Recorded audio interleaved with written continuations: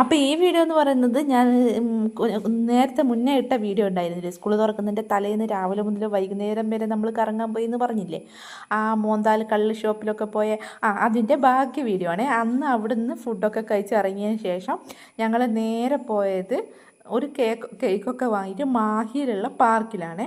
മാഹി പാർക്കിൽ പോയി. അപ്പോൾ അവിടെ പാർക്കായത് കാരണം നല്ല പുഴക്കരേൻ്റെ വക്കാണ്ട് കാറ്റായത് കാരണം കേക്കിന് എന്താ പറയുക മെഴുകുതിരി കത്തിക്കാനൊന്നും പറ്റുന്നുണ്ടായില്ല. അതുകൊണ്ട് എല്ലാവരും കൂടി ആഞ്ഞു പിടിച്ച് എങ്ങനെയൊക്കെയോ ആ മെഴുകുതിരി കത്തിച്ചിട്ട് ഒന്ന് സെറ്റാക്കുന്നുണ്ട്. കാരണം 4 ആളെ ആഘോഷമാണ് അവിടെ വരുന്നത്. 4 ആളതല്ല, 3 ആളെ പരിപാടി. 3 പരിപാടി വെച്ചാൽ 2 ആളെ പിറന്നാൾ, എൻ്റെ മോൻ്റെതും ചേച്ചീൻ്റെ മോളും പിന്നെ അനിയത്തിൻ്റെയും ഭർത്താവിൻ്റെയും വെഡ്ഡിങ് ആനിവേഴ്സറി എല്ലാം അടുത്തടുത്താണ്.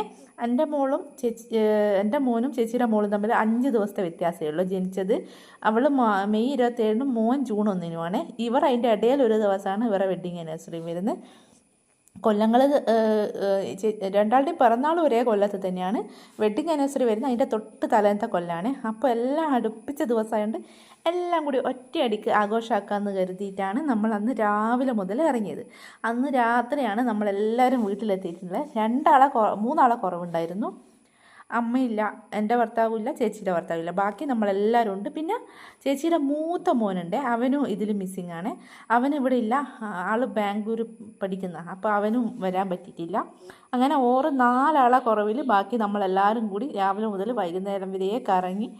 അങ്ങനെ കേക്കൊക്കെ മുറിച്ച് ഇതെല്ലാവർക്കും കൊടുക്കുന്നുണ്ട്. പാറക്കുട്ടി വെയിറ്റ് ചെയ്തിരിക്കുകയായിരുന്നു.